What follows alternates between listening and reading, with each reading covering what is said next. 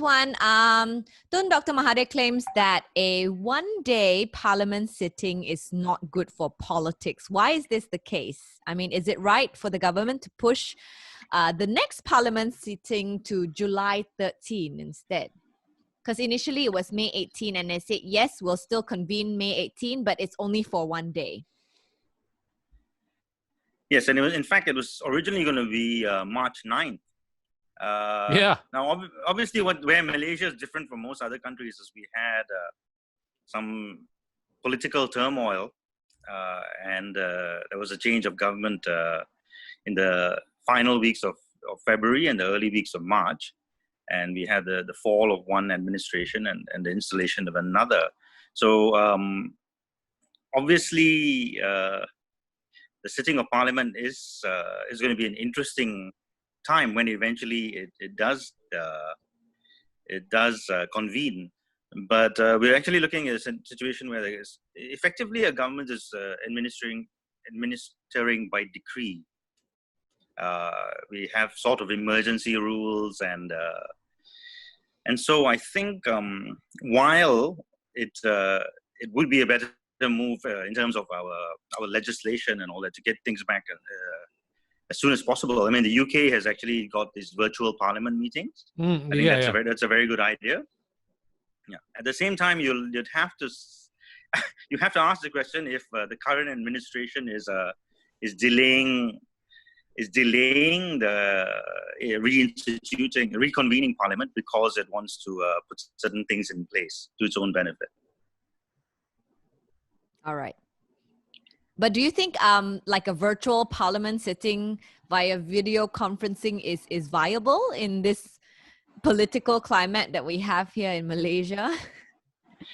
I think it certainly is. Obviously, it's a bit hard to imagine such a large 222 MPs. And I can just imagine the speaker having a major headache coordinating who's going to talk.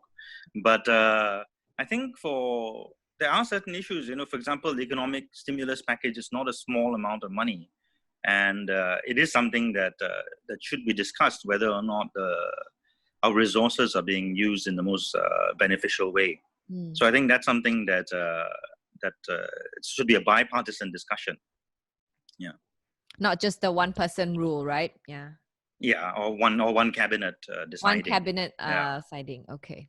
So you think it should happen? It should be more than just one day, and it hopefully can be done online, or yes, I think we should try we should try the virtual parliament thing, maybe even as early as May.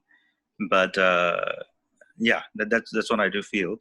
It could be a trial and everything. If it really isn't workable, then we can push it back. How do you think this seating order will affect the dynamics of the Bersatu Party? As we know, they're no longer one party.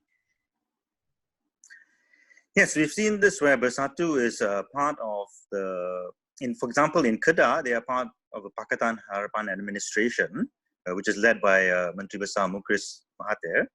But in the rest of the country, they are basically teamed up with UMNO, PAS, and the old Barisan Nasional. Mm-hmm. So basically, that party has been split. There's no precedent for it in Malaysia, but this has happened in Argentina, for example, where the Peronist party has split into both. The left-wing faction has been in government, while the right-wing faction has been in opposition. This happened during the presidencies of Nestor and Cristina Fernandez Kirchner. It's quite interesting, but how do they work together still in one party if there's a left wing and a right wing?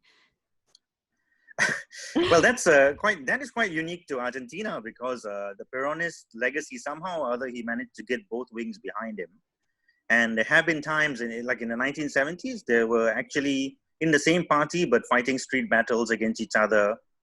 And so that's maybe a unique case, yes, because somehow or other he had the support of the unions on the left and the armed forces on the right.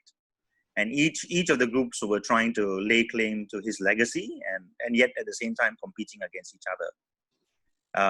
I don't expect that it'll be such a long drawn out legacy for Bersatu. I think it's only going to be a short-term, this is only a short-term solution, and I expect that in coming years, we shall see the party fully in one direction or another. Okay, this is our final article all about deferring Hari Raya holidays. So our government is mulling the idea of deferring Hari Raya holidays, and Indonesia, they've already postponed Hari Raya celebrations to the end of December. Malaysia may now consider it as well. In your personal opinion, should we do what Indonesia is doing and just postpone the celebration till end of the year? Or is it even possible? Well, it's obviously a very important religious holiday, and I am sure it will be observed by many in their own way. But we can't predict whether or not the MCO. Well, we can surmise that the MCO may still be in effect during that time. So if it is, considering that we've already sporting events, school, they've all, like my son's SPM exams, for example, been pushed into next year. So it's truly a unique situation. It's going to be a one-off or once in a lifetime, hopefully. But yes, I think we have to look at all possibilities, including maybe celebrating Raya at home on that day, but actually having the Raya holidays and public celebrations a little further down the road when the situation is better. But who should make this decision? It will have to depend on the religious what do you call it? The religious authorities, right? Yes, I think the government will be consulting. It depends. Basically, I think a lot of decisions now are on the advice of the health officials. And also, the police will also have their input in terms of how the population is being controlled. So, our top officials in the new administration, so basically, have to consult the police, the religious authorities, health authorities, and decide whether or not this is something worth pursuing.